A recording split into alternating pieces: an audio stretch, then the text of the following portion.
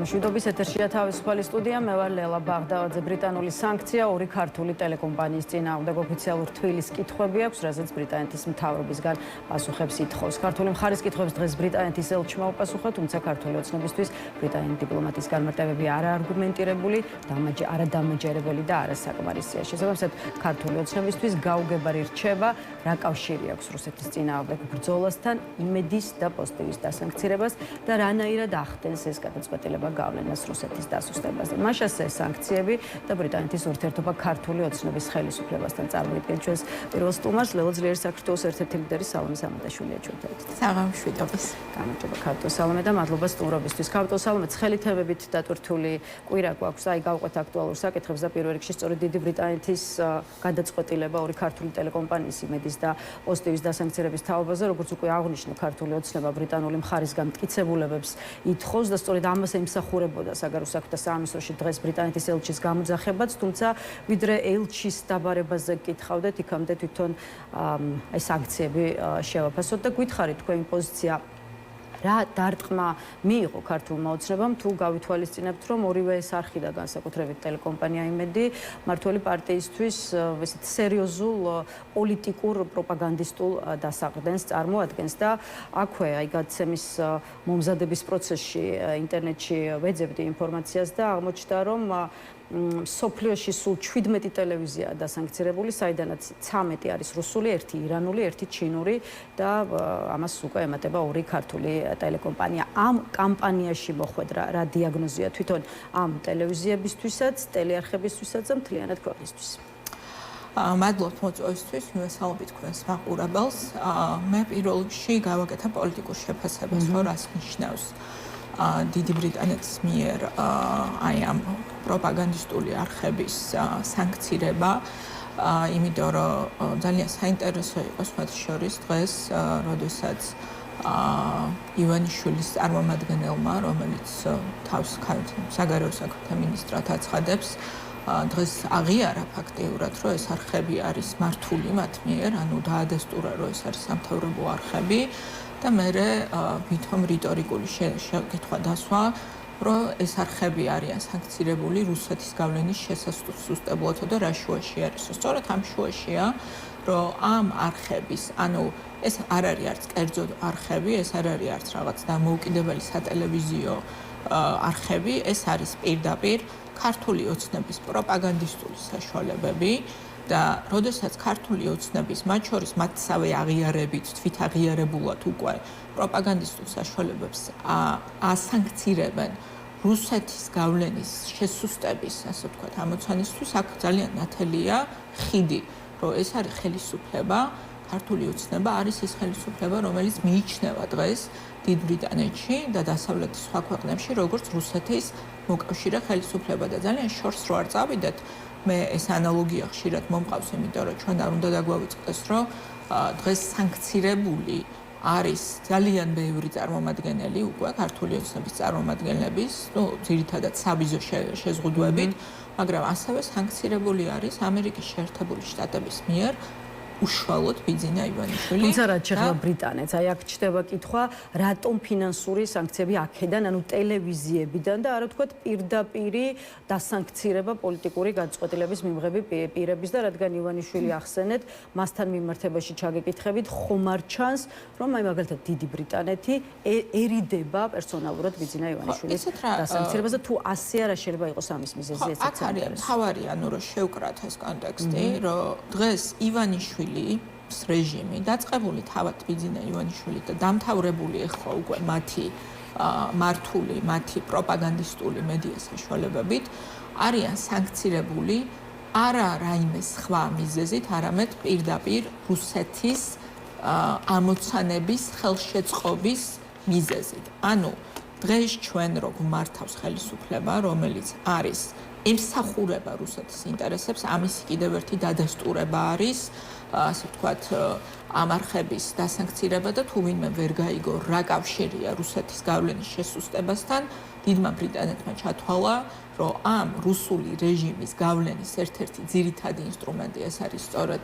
საინფორმაციო მედია საშუალებები და მათი სანქცირებით მას მიაჩნია ამ ასე ვთქვათ სანქციის ავტორებს მიაჩნიათ რომ ისინი რაღაცნაირად ზეგავლენას მოახდენენ ამ ეფექტურობაზე რუსული საინფორმაციო ომის, რომელსაც ბიძინა ივანიშვილის რეჟიმი საკუთარი ხალხის წინააღმდეგ აწარმოებს, მათ შორის ამ არხების გამოყენებით და ერთი შეხედვით იმედის გავლენა შესაძლოა დიდი იყოს ქვეყნის შიგნით ქართულ აუდიტორიაზე, მაგრამ ალბათ მის ფუნქციონირებას არც რუსეთისთვის და არც უკრაინისთვის არ უნდა კონდეს დიდი მნიშვნელობა. მაგრამ რუსეთის მოკავშირე ხელისუფლება, როდესაც მართავს საქართველოს და მათ შორის ეს უკავშირდება მთელ რიგ, ასე ვთქვათ, საკითხებს, რაც არის დაკავშირებული იმ ზოგად პოლიტიკასთან, რომელსაც დღეს დასავლეთი აწარმოებს რუსეთის წინააღმდეგ და აქ საქართველოს დღეს მართავს რეჟიმი, რომელიც არის პირდაპირ რუსეთის მხარეს, ეს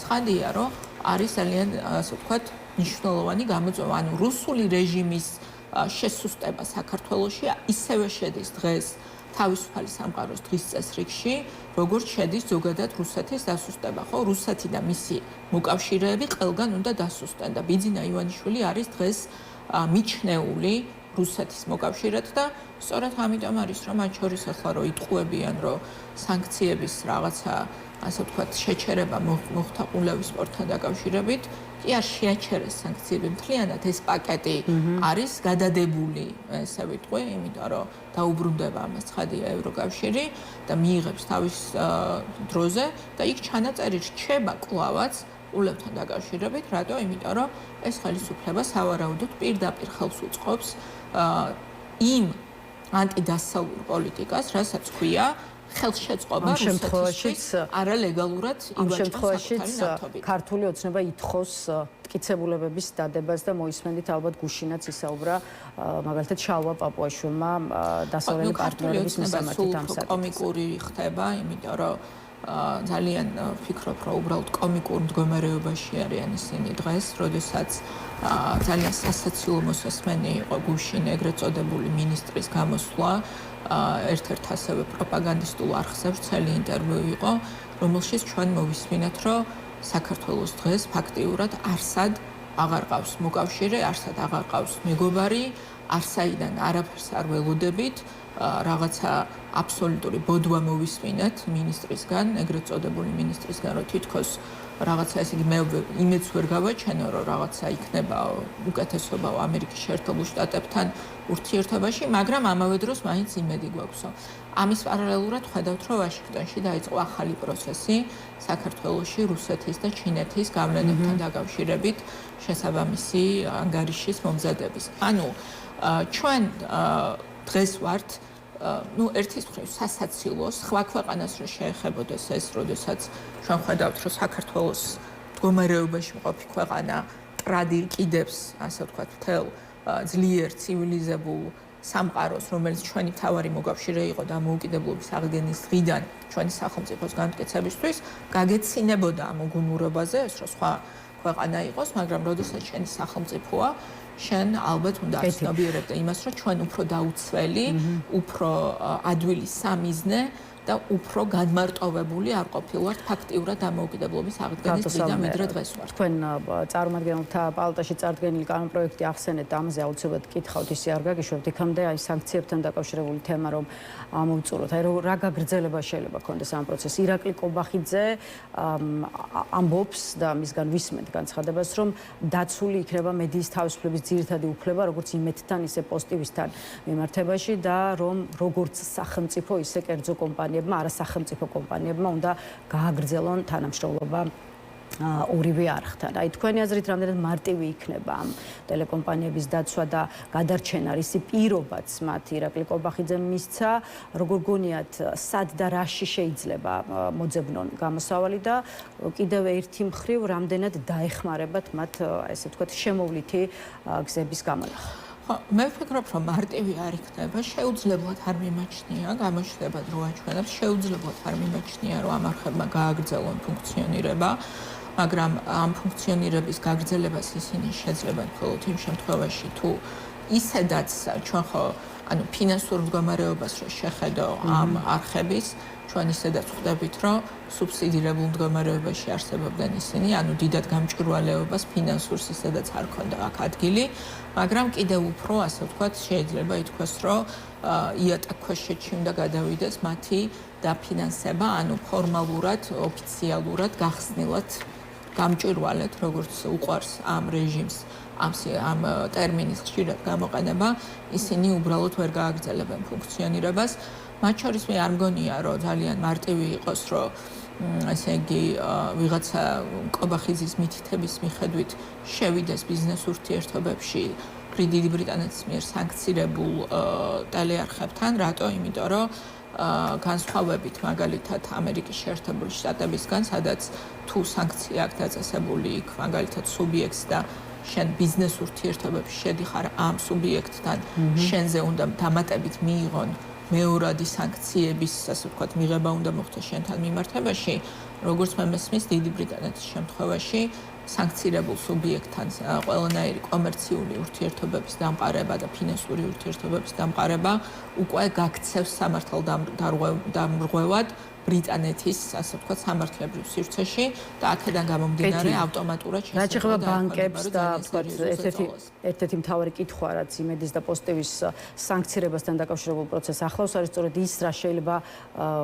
გააკეთონ, რას იზამენ ბანკები და მით უფრო რას იზამენ იმ ფონზე, როდესაც მოვისმინეთ ეროვნული ბანკის პრეზიდენტის ნათია თურნავას განცხადება, რომ კომერციული ბანკები ვალდებულნი არიან საქართველოს კონსტიტუციისა და კანონმდებლობით დადგენილი ნორმების შესაბამისად იმოქმედონ. ჯერ ერთი თურნავას ეს განცხადება რამდენად ნიშნავს ნებისმიერ კომერციული ბანკების მოწოდებას იმისკენ, რომ მოახდინონ სანქციების უგულებელყოფა და რა მოხდება იმ შემთხვევაში, თუ კი საქართველოს ეროვნული ბანკი დაუპირისპირდება ბრიტანულ სანქციებს, ისე როგორც აი კომერციულ ბანკებთან მიმართებაშიც დაგისვამთ კითხვას, ბარემ რას უნდა ველოდოთ და განსაკუთრებით ამ მსხვილი ბანკებისგან, რომლებიც ლონდონის საფონდო ბირჟაზე ვაჭრობენ და რადგან თქვენ ლელოს წარმოადგენთ და ლელო თავის მხრივ მამუკა ხაზარაძის და ბადრი ჯაფარიძის მიერ დაფუძნებული ძალაა, აქ ვეკითხავთ, ხომ არ გაქვთ თქვენი დამფუძნებლებისგან ინფორმაცია უშუალოდ TBC ბანკის პოზიციასთან მიმართებაში, იმიტომ რომ როგორც ვიცით, ამ დრომდე ფლობენ TBC ბანკის წილების გარკვეულ ნაწილს, როგორც ხაზარაძე, ისე ჯაფარიძე. ნუ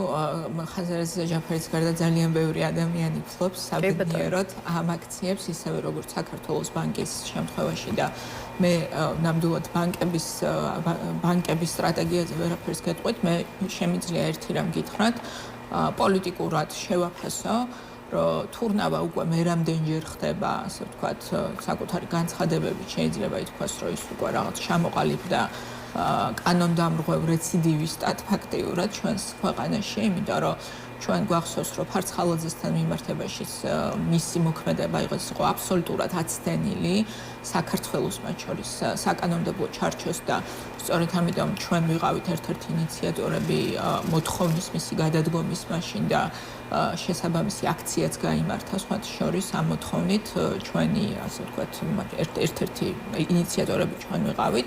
ამიტომ მე არ მიგვერს ეს არის გაგრძელება იმ ხაზის კიდევ ერთხელ ვამბობ საქართველოს კანონის და ჩვენი კონსტიტუციის საწინააღმდეგო ხაზის, რომელსაც ატარებს ეს ბანკი, თუმცა ეროვნული ბანკი სამწუხაროდ დღეს რომელიც ჯიბეში უზის ფაქტიურად პოლიტიკური, ასე ვთქვათ, პოლიტიკურად მართული ინსტრუმენტია.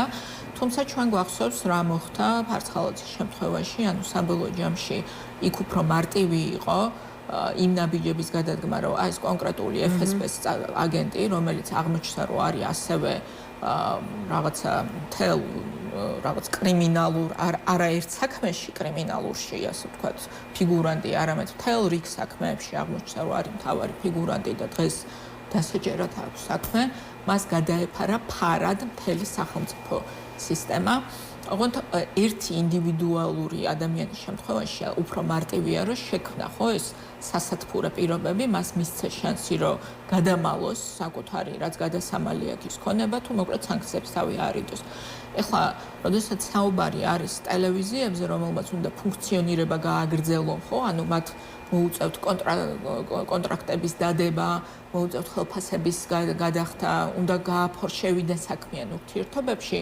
მე ძალიან რთულად წარმომიდგენია განგრძობითად, როგორ შეიძლება რომ ეს რაღაცა, ასე ვთქვათ, ისევ და ისევ საქართველოს კანონმდებლობის და კონსტიტუციის დარღვევით ამ რეჟიმმა შეუქმნას ეს პირობები საკუთარ საინფორმაციო საშუალებებს, იმიტომ რომ რომ ისინი ყველაფერს გააკეთებენ, ამისთვის ამაში მეჯვი არ მეპარება ერთ-ერთი მთავარი მიზეზით, რომ დღეს აი ეს პროპაგანდა არის მართვის ინსტრუმენტი, ძირითადი ინსტრუმენტი ამ ხელისუფლების, იმიტომ რომ ჩვენ ხო ვხედავთ ჩვენს გარშემო რა ხდება, ანუ არანაირი პოზიტიური დღის წესრიგი არ იქნება საქართველოს მოქალაქეებისთვის, ანუ ქართული ოცნების ფაქტიურად თუ რაიმე დარჩათ მათ მხარდაჭერა, ეს დგას ერთადერთ რამეზე, ეს არის სწორედ პროპაგანდისტული მედია საშუალებები, ამიტომ ეჭვი არ მეპარება, რომ ყველაფერს ეცდებიან, თუმცა მგონია, რომ შეზღუდული არის აქ შესაძლებლობები, რაც შეეხება ბანკებს და ფინანსურ სისტემას, მე ერთი რამ შემიძლია ვთქვა, რომ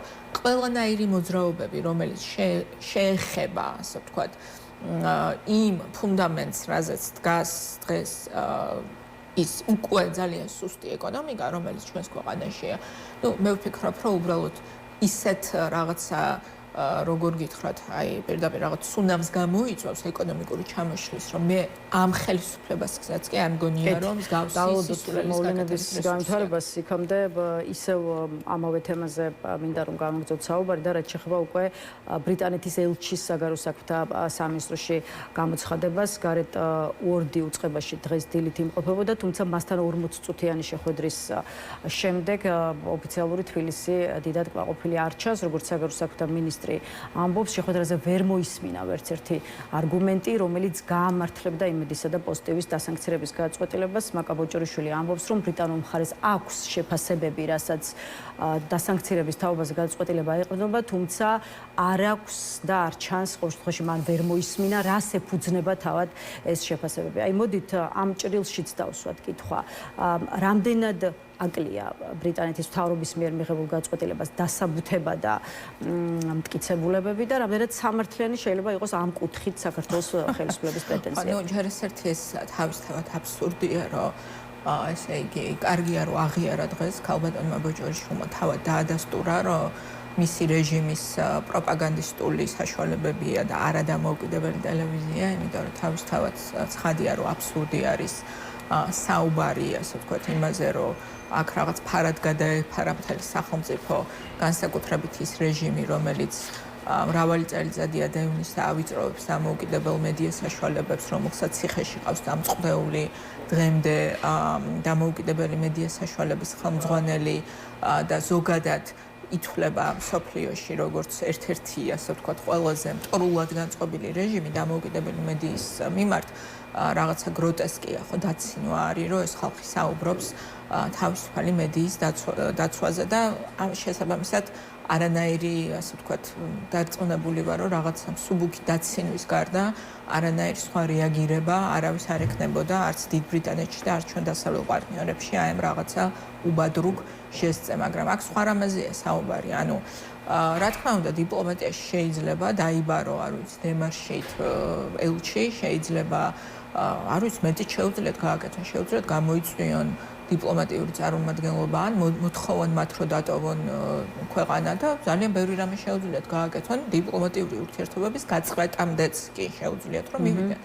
თუმცა აქ საქართველოს მოქალაქემ ალბათ შეკითხვა უნდა დასვას აი მის ინტერესებში ქვეყნის რომელიც დგას უმწვავესი გამოწვევების წინაშე, მათ შორის უსაფრთხოების გამოწვევების თვალსაზრისით, ეკონომიკური პერსპექტივის თვალსაზრისით.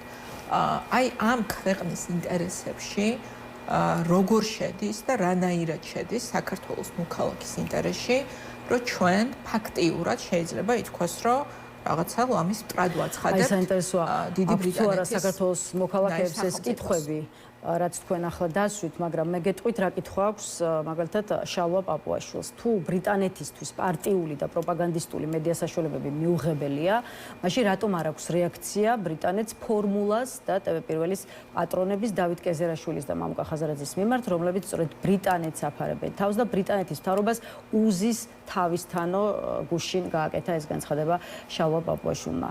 რამდენად შეიძლება საქართველოს რიგით მოქალაქეს ეს კითხვაც გაუჩნდეს. ანუ თუ კი ჩანს რეაქცია იმედის და პოზიტივის მიმართ, რატომ არ არის გარკვეული ტიპის რეაქცია სხვა იმ არხებთან მიმართებაში, რომლებზეც თქვათ ასევე არის აი, რასაც საუბრობს თვითონ შალვა პაპუაშვილი, ხო? ეს ტელეარხები, რომლებზეც საუბარი აქ განსხვავება ნახეთ რაშია. რა თქმა უნდა, სოფლიოში არსებობს, ყველა ქვეყანაში არსებობს პლურალიზმი, მედია საშუალებების და ეს მედია საშუალებები ამ შემთხვევაში ცხადია, რომ ესეც ტყუილია, იმიტომ რომ არანაირი კავშირი არ აქვს, ასე ვთქვათ, მამუკა ხაზარაძეს რაიმე ტელესაშუალებასთან, მაგრამ რომ თეორიულადაც რო ჩავთვალოთ, რომ არსებობს სიტყვაზე რაღაცა ტელეარხი, რომელსაც აქვს კავშირი რომელიმე, ასე ვთქვათ, კერძო პირთან, ან ბიზნესთან, ან ასე შემდეგ. აქ იმედის და მეორე პოზიტივის სანქცირება რატომ მოხდა, რომ მათ რამე კავშირი აქვთ კონკრეტულად რომელიმე კერძო პირთან ან პოლიტიკურ გაერთიანებასთან, თუ მოხდა მათი სანქცირება იმიტომ, რომ ისინი ემსახურებიან რუსეთის ინტერესებს. მათი სარედაქციო პოლიტიკა პირდაპირ ემსახურება რაშისტულ, როგორც დღეს მიუთითეს მათ შორის კიევიდან ბატონ პაპუაშვილს, რაშისტულ დღის წესრიგს. ანუ, მოატყუებენ საზოგადოებას, რომ ამ ტელეარხების სანქცირება მოხდა იმიტომ, რომ ისინი ხელისუფლების, ასე ვთქვათ, თან კავშირში ან ხელისუფლებასთან დაახლოებული ბიზნესის მფლობელობაში არიან ხილებული. არა, მათი სანქცირება მოხდა იმიტომ, რომ მათი სარედაქციო პოლიტიკა ემსახურება პუტინისტური რეჟიმის ინტერესებს.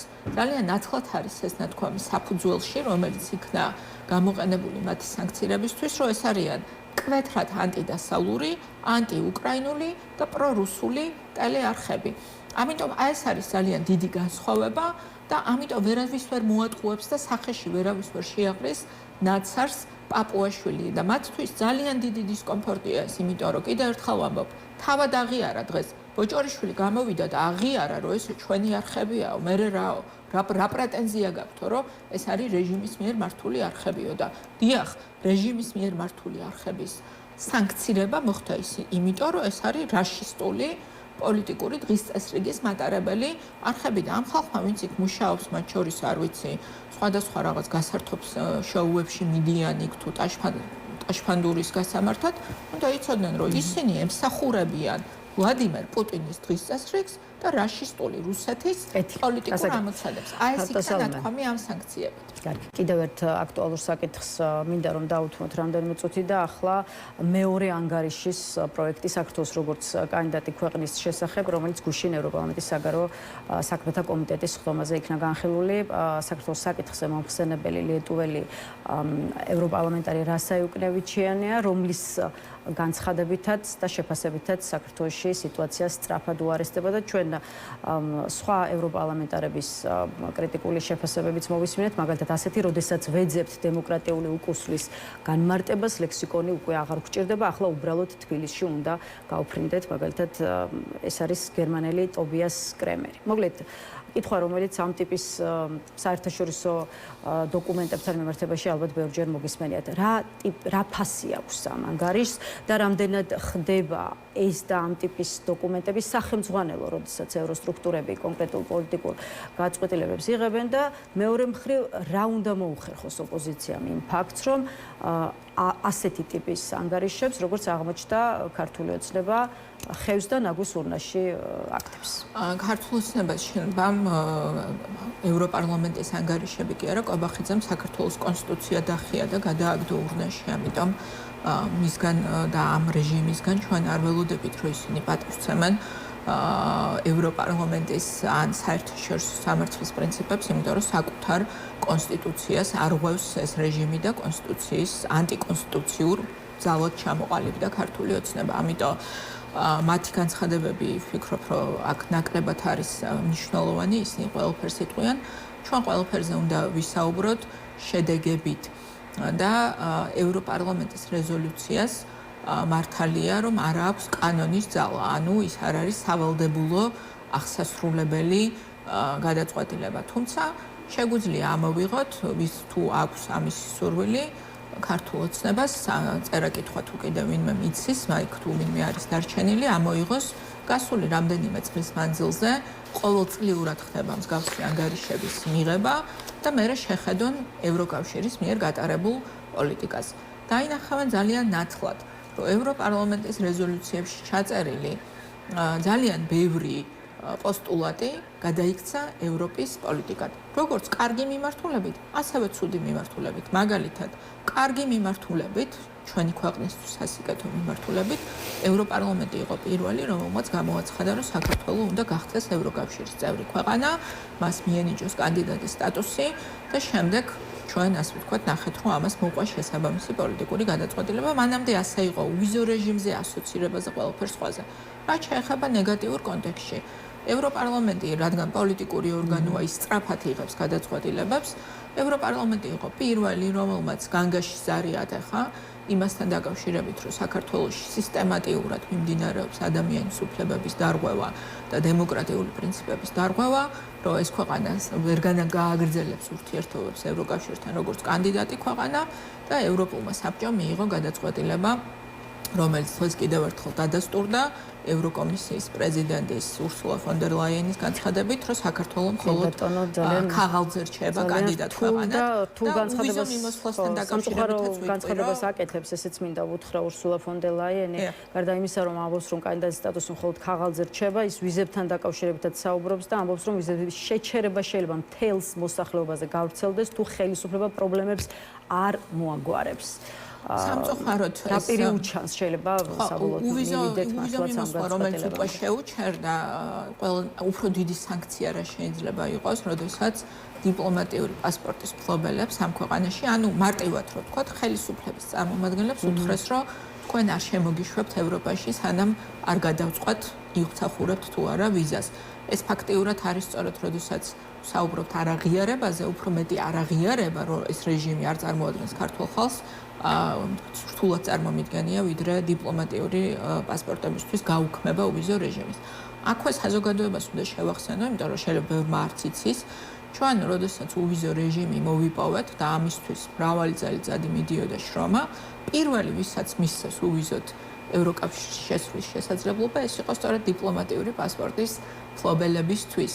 ეს იყო ძალიან მნიშვნელოვანი ჟესტი, რომ დიახ, სწორედ პირველ რიგში იმ რიგით მოქალაქემდე იყო სწორედ დიპლომატ მოქალაქემდე უვიზო მიმოსვლით, უვიზო მიმოსვლის შესაძლებლობით სარგებლობა დაიწყეს დიპლომატიური პასპორტის მფლობელებმა და უკანა მიმართულებითაც იგივე, ასე ვთქვათ, პრინციპით რომ მიდიან, ეს უკვე არის განგაში ზარი. ამას არ სჭირდება ურსულა ფონ დერ ლაიენის განცხადება, რომ ესეთი საფრთხე არსებობს, იმიტომ რომ არსებობს ახალი რეალობა, მათ შორის ის რეალობა, რომელიც დიახ, ევროპარლამენტის მონაწილეობით და ინიციატივებს სხვა შორის იქნა მიღებული, რომელიც ამარტივებს უვიზო რეჟიმის შეჩერებას თუ ირღვევა სისტემატიურად უფლებები. ქავტოსალმე, ბოლო კითხვა უნდა დაგისვათ ამერიკის შეერთებული შტატების წარმომადგენელთა პალატაში წარდგენილ კანონპროექტზე და ამით დაგემშვიდობებით კანონპროექტზე, რომელიც ითვალისწინებს ანგარიშის მომზადებას საქართველოში რუსეთისა და ჩინეთის სადაზვერვო აქტივების შესახებ. ასე ვთქვათ, კანონპროექტის ინიციატორი და წარდგენია კონგრესმენი ჯო უილსონი. რა დატვირთვა შეიძლება კონდეს ამ დოკუმენტს, რა დღის წესრიგი შეიძლება შექმნას ამ კანონპროექტმა კონგრესში და რას ელოდებით პროცესისგან, რომელიც წამოიწყო, მორიგი პროცესისგან, რომელიც წამოიწყო ისევ ჯო უილსონმა. ხო, ახლა ჩვენ ხო ვხედავთ ძალიან ნათლად, რომ არსებობს ის რეალობა, რომელიც არსებობს დღევანდელი ადმინისტრაციის წინაშე, ბევრი სხვადასხვა გამოწვევები და ამ ფონზე ჩვენ ვხედავთ, რომ აშკარად, რომ საქართველოსთან მიმართებაში, მოდით მარტივად შევაჯამოთ, ფაქტიურად ძალაში არის დატოვებული ის პოლიტიკა, რომელიც შეიქმნა უკანასკნელი წლების მანძილზე, ანუ გაუქმებულია სტრატეგიული თანამშრომლობა, ძალაში რჩება სანქციების რეჟიმი ივანიშვილის წინააღმდეგ და ფაქტიურად არანაირი ახალი სიახლეს ჩვენ ვერ ვხედავთ.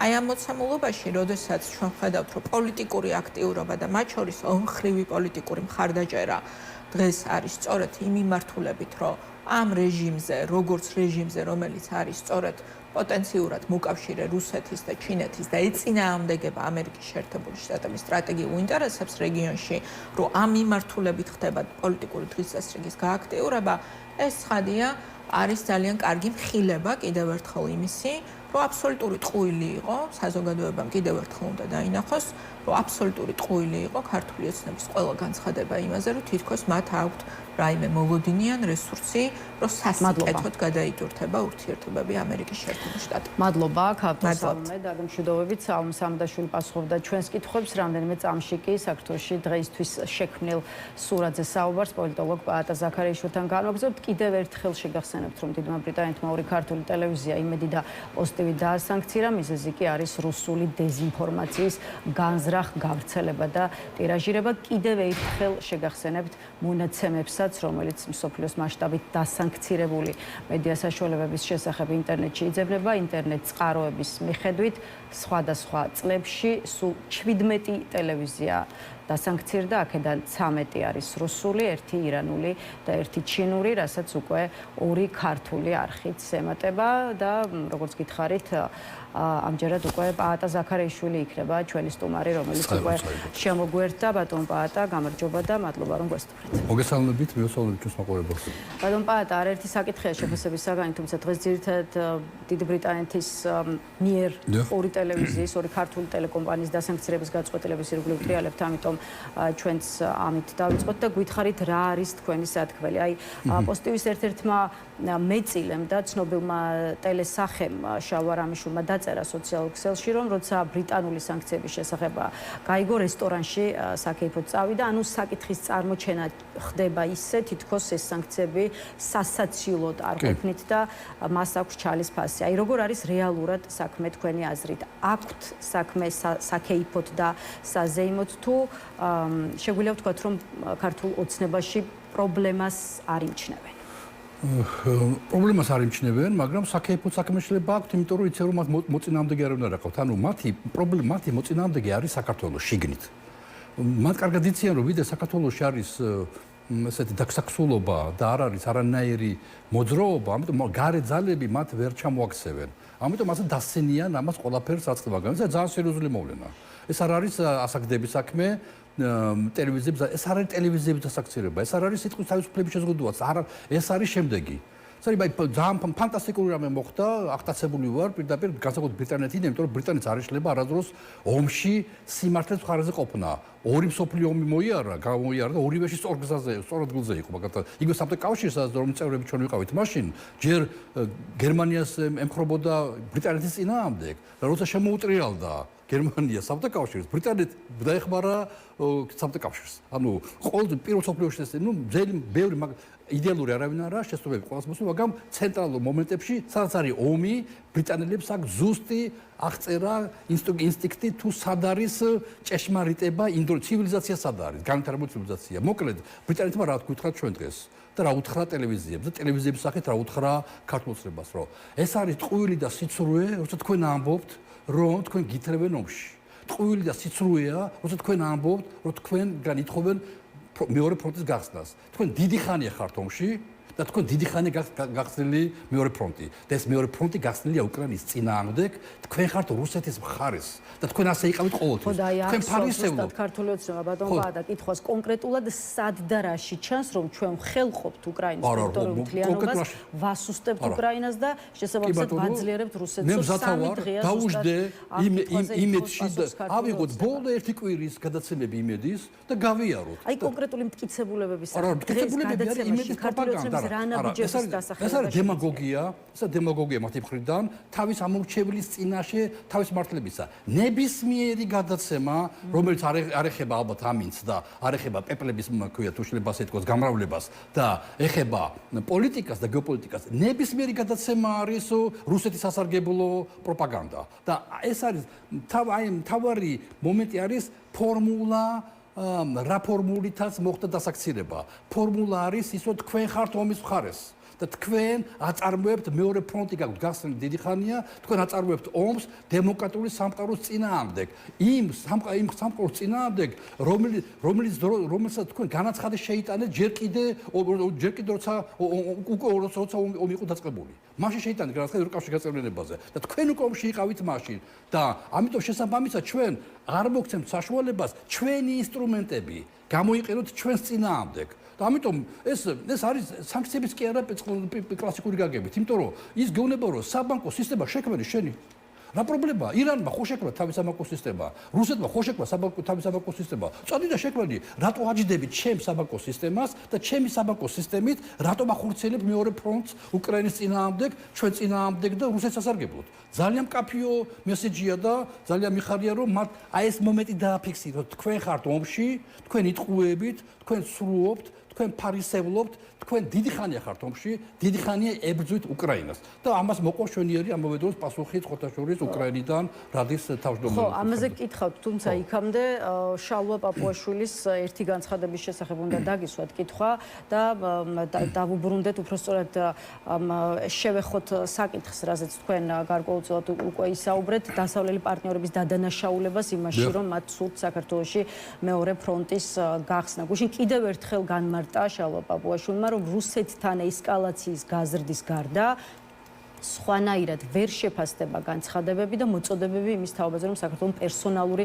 სანქციები უნდა დაუწესოს რუსეთის ფედერაციას და პარლამენტის თავმჯდომარემ მედიასთან ერთი კონკრეტული ისტორიაც მოჰყვა და მაყურებელს მინდა ახლა გაუზიარო ეს ისტორია. ამნარიდი პარლამენტის თავმჯდომარის განცხადებიდან ბრიტანეთის ელჩი ბოლო პერიოდია კაბინეტიდან კაბინეტში დადის, მათ შორის პარლამენტის წევრებთან და პირდაპირ ითხოვს საქართველოში არ შემოვიდეს რუსული გაზი თუ ბენზინი. როდესაც ეუბნებია რომ თუ ჩვენ ბიზნესს აუკრძალავთ, არ შემოიტანოს რუსეთიდან იაფი ბენზინი, მაშინ მოუწევს ძვირი ბენზინის ყიდვა, მოსახლეობისთვის კი გაძვირდება საწვავი და ცხოვრება. იცით რა არის ბრიტანეთის ელჩის პასუხი? არაუშავს ჩვენთანაც გაძვირდა და თქვენთანაც ძვირი გადაიხადონ. მცდელობაა საქართველოს რუსეთთან ესკალაციაში ჩაითრიონ ცეცხლის რკალში, რომელიც უნდა მოუწყონ რუსეთსო. ეს არის გუშინდელი განცხადება შალვა პაპუაშვილის. სხვათა შორის ჩვენ არ მოგვისმენია დიდი ბრიტანეთის ელჩისგან უარყოფა, რომ ამ შინაარსის საუბრები ჭორობა გამოდის, არ შეიძლება ყველა ბოდვაზე პასუხი იყოს. რამდენად შეგვიძლია დავსვათ კითხვა, მოწოდებები, რომელიც ქართული ოცნების ხელისუფლების მისამართით ისმის, თავის მხრივ გულისხმობს თუ არა რუსეთთან ესკალაციაზე წასვლის შესახებ საქართველოსადმი მოწოდებას. მოლდოვეთი არ არის სახელმწიფო თუ სომხეთი არა, სახელმწიფო თუ აზერბაიჯანი არის სახელმწიფო. რატო არ მობენ ისინი არასდროს, რომ ჩვენ გვითრევენ, მეორე ფრონტის გახსნაში და ომში და რო არსებობს არც ერთხელ, არც მოლდოვეთის პრეზიდენტს, არც სომხეთის პრემიერ-მინისტრს, არც აზერბაიჯანი, მე ხლა ჩვენ ახლობელ სახელმწიფოს ვლაპარაკობ, ვინც ყველა ვიცით როგორა, არც აზერბაიჯანის პრეზიდენტს ერთხელ არ დაუღიათ პირი და არ უთქვიათ გლობალური ომის პარტია. და deep state ანდა მომში გვითრევენ. აბა ომი გინდათ? არა, როგორ? მარტო ჩვენთან არის ეს გლობალურობის პარტია? მარტო საქართველოში მუშაობს deep state? მარტო ჩვენგან მოითხოვენ ამ საკითხებს რაღაცებს? ეს არის ბოდვა. არ შეიძლება ბოდვას ყოველთვის უპასუხოთ, რომ შენ უნდა გქონდეს ბოდვითი წარმოსახვა, რომ ბოდვას უპასუხო. ძალიან ძნელია, იმიტომ რომ ირაციონალურ რაღაცებს იმასო, უპასუხო რაციონალურად.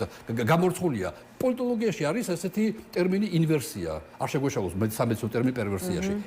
ინვერსია არის, როცა აი რაც ქართველებს აგვაქვს გაღმა შეედავე, გამოღმა დაგჭებაო. ანუ ამოაყირავო ვითარება. როცა შეგა განაცხადი სიტყვაზე ევროკავშირში, მინდა ევროკავშირის წევრობა და ევროკავშირის გეუბნება შეასრულე აი ეს პირობები 9 პირობა გვაქვს ახლა და გუშინ ითქვა რომ რეგრესი გვაქვს ამ 9 პირობის შესრულებაში არა და როცა შეიძლება უფრო ამ 9 პირობას არ შევასრულებ, იმიტომ რომ ჩემი სუვერენიტეტს არ ღვევს.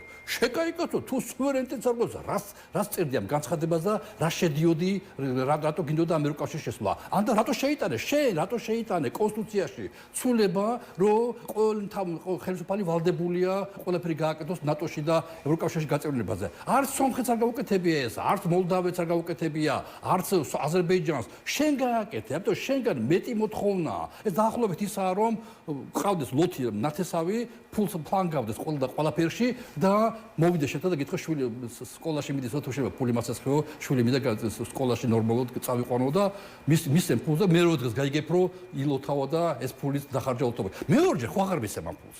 ევროკავშირი ხედავს, ევროპა ხედავს, ბრიტანეთი ხედავს, ალკე არ არის ევროკავშირის წევრი, რომ ჩვენ აი ამ, ქვია, ინვესტიციებს წამოსულს იქნება დემოკრატიულ სახელმწიფოები და ფლანგავთ რუსეთის ინტერესებში, ჩინეთის ინტერესებში, ირანის ინტერესებში და რატო უნდა იყვნენ ჩვენზე, ქვია, ამოდიან ზედამთვარე. და რაც შეეხება პაპუაშვილის სტეფანჩუკის პოლემიკას და უთხრათ მაყურებლებს რაზეა საუბარი, გავახსენოთ უბრალოდ რა ესე ვთქვათ, რა თემატიკას მოჰყვა ორი ქვეყნის პარლამენტის თავმჯდომარეებს შორის შეკამათება, საქმე ეხება რიტორიკას უკრაინაში მიმდინარე ომთან მიმართებაში ქართული ოცნების მხრიდან. ზელენსკი არის უმადური ადამიანი, ჩვენ მხარს უჭერთ უკრაინელ ხალხს და ის ამას ვერ ხედავსო. ეს განცხადებაც გუშინ გააკეთა პარლამენტის თავმჯდომარე შალვა პაპუაშვილმა, საქართველოს პარლამენტის თავმჯდომარემ, რასაც თავის მხრივ დღეს უკვე უპასუხა უკრაინელმა კოლეგამ რუსლან სტეფანჩუკმა, რომელმაც სხვა შორის ქართულ ენაზე გამოაქვეყნა პოსტი სოციალურ ქსელში. გაოცებით წავიკითხე შალვა პაპუაშვილის ბრალდება უმადურობის შესახებ, გაეროს რეზოლუციისთვის მხარდაჭერა არ არის ქველმოქმედება ან გმირობა, ეს ელემენტარული წესიერების მინიმალური დონეა 2026 წელსო ამბობს უკრაინის პარლამენტის თავმჯდომარე. ხო, აი ის რასაც საქართველო აკეთებს უკრაინასთან მიმართებაში საერთაშორისო დოკუმენტებზე მიერთების თვალსაზრისით საერთაშორისო არენაზე არის ჩვენი კეთილი ნება თუ მართლაც საერთაშორისო ვალდებულება, როგორც ამას უკრაინის პარლამენტის თავმჯდომარე ამბობს და მეორე მხრივ უმადურობას რაც შეეხება უკრაინის პრეზიდენტი, ხო, აი რამდენად შეიძლება საფუძვლიანი იყოს კითხვა, ხომ არ არის ზელენსკი უმადური, იმიტომ რომ საქართველო არ არის, ასე ვთქვათ, ქართული ოცნების ხელისუფლების პირველი პირები არ არიან გამონაკლისები, რომელთაც მსგავსი პრეტენზია აქვს უკრაინის პრეზიდენტის მიმართ. ვიცით რომ დონალდ ტრამპსაც რამდენჯერმე ჰყავს ზელენსკი გაკრიტიკებული სწორედ იგივე მიზეზის გამო. პირველი დღეებიდან, როგორც კი ომი დაიწყო, თქვენს ეთერებში სხვა ყველგან ვამბობ ერთი და იგივეს. მაშინ დაფიქსირდეს ტენდენცია, ხა ხალი არ არის. პირველი დღეებიდან დაფიქსირდა ტენდენცია შემდეგი.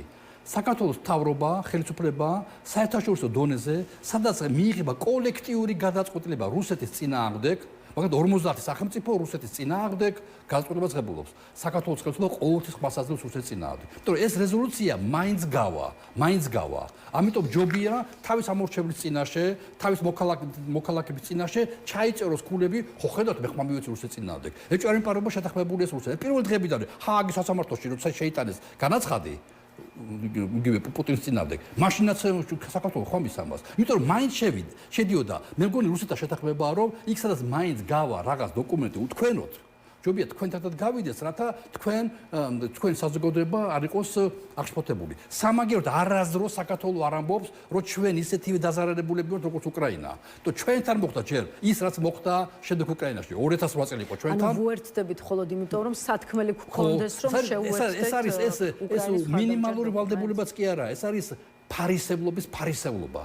რომ შენ იტყუები, იმიტომ რომ როგორც კი გჭირდება თქვა, რომ ჩვენ და უკრაინა ვართ ერთნი და დანარჩენები ხართ სხვა, ვინც ებრძვით რუსეთს არა, მაგრამ ჩვენ მსხვერპლი ვართ. ეს იყო მე ვთქვი, ამიტომ იგივე ეს ტელევიზიები პირველივე დღეებიდანვე ჩემზე გააკეთეს განცხადება, რომ მე ომის მომხრება. როცა მე 4 პუნქტი ჩამოვაყალიბე, როგორ უნდა მოიქცეს ქართული ოცნება. ეხლა ამას არ მიყვები და ერთ-ერთი მომენტი იყო, რაც მე კაი კალასმა გააკეთა განცხადება, ძალიან მიხარია ბედნიერი ვარ, რომ თქვა, რომ ჩვენ აუცილებლად საერთო პაკეტში უნდა შევიტანოთ საქართველოს საკითხიც, რომ რუსეთმა როცა დადგება და რუსეთმა გაიყვანოს ეს თქვი პირველ 28 თუ თებერვალს თქვი თუ პირველ მარტს თქვი 22 წელს რომ ევროპა კავშირმა გაიქნება თუ საერთო პაკეტში. აი საერთო პაკეტში საქართველოს არასდროს არ შეყავს თავი უკრაინის გვერდში. ყოველთვის არის გარეთ. ვიღაცები და სამარცხინო რეზოლუცია მიიღეს მაშინ 22 წელს, როცა ვიღაცა შეიჭრა უკრაინაში და ომს აწარმოებს.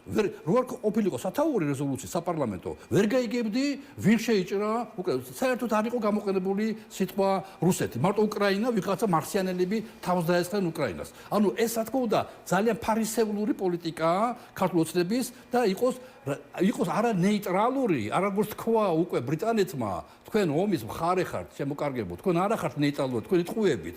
თქვენ ხართ ომის მხარე და ამიტომ თქვენ აუცილებლად მიიღებთ. ამიტომ მიხარია რომ ეს სანქციები არ უნდა შემოიფარგლოს ხოლმე ტელევიზიაზე. ისევ სანქციების საკითხს მინდა დაუბრუნდეთ და რამდენიმე კითხვა დავსვათ დამატებით კიდევ ამ თემაზე და ახლა მოდით ვისაუბროთ იმაზე კონკრეტულად რა პრობლემები შეიძლება შექმნას ბრიტანულმა სანქციებმა. გვესმის განცხადებები რომ ეს შეიძლება იყოს ბანკების მომსახურების კუთხით, რეკლამების განთავსების თვალსაზრისით, დასავლური პროექტების შეძენის და ტირაჟირების მიმართულებით და ასე შემდეგ და ასე შემდეგ. აი თქვენი აზრით კონკრეტული რა კონკრეტული შეზღუდვების წინაშე დგებიან იმედი და ხო, ეს უკვე ვეცდები გიპასუხოთ, მაგრამ ეს უკვე ძალიან ვიწრო სპეციალობაა და ფინანსისტებმა ჯობია უპასუხონ. აშკარად ჩანს, რომ ფინანსური მხარდაჭერა, როგორც ახლა თქვენ ირანი ახსენეთ და ირანის ტელევიზიები და ასე შემდეგ, ანუ შეუძლებელი იქნება საერთაშორისო ფინანსური ინსტიტუტების გამოყენება, რათა ამა თუ იმ კომპანიამ ნებისმიერ ტელევიზია თქვენს ყველა რაღაც ფინანსებზე დამოკიდებული ხართ, რაღაც აწარმოებთ, რაღაც ბუღალტერიული, რაღაც ისენია ფული გადარიცხვა, გადმორიცხვა, რეკლამები, ყველაფერი ეს უკვე კომპანიები, რომლებიც ქვია გადარიცხვებით იყენებენ სხვა მიმართულებით, ქვია ბანკებს, ვეღარ წაიღებენ რეკლამას, მაგალითად იმედი იქნება თუ ქვია ეს ქვია ეს რა ქვია მეორე ტელევიზიას არც პოსტები ხო არც მინახე როგორ გამოიყურება. ანუ ეს ტელევიზიები წესით ვეღარ უნდა მიიღონ ვერანაირი რეკლამები. და რა თქმა უნდა, მთლიანად გაშიშვლდებიან და მთლიანად აღმოჩნდებიან ჩვენს ბიუჯეტზე მჯდომი ტელევიზიები.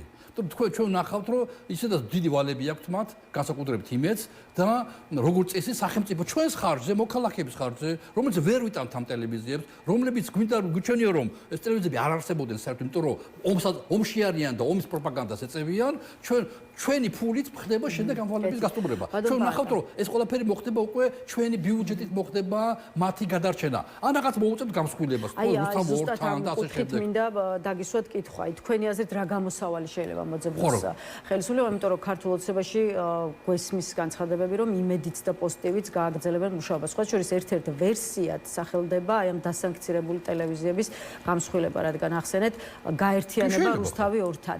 რამდენად მოსალოდნელია ქართული ოცნება ამდაგვარი ალტერნატიული გზით წავიდეს და თუ კი ამას უშვებთ, ამ შემთხვევაში არ ვიცი, აი იმედის როგორც სატელევიზიო ბრენდის ჩაქრობამ, რამდენად შეიძლება დააზიანოს ქართული ოცნება, ანუ მათსავე ამ მომრჩევლებში, რამდენად შეიძლება გაჩნდეს განცდა, რომ აი ქართულმა ოცნებამ იმედი ვერ დაიცვა.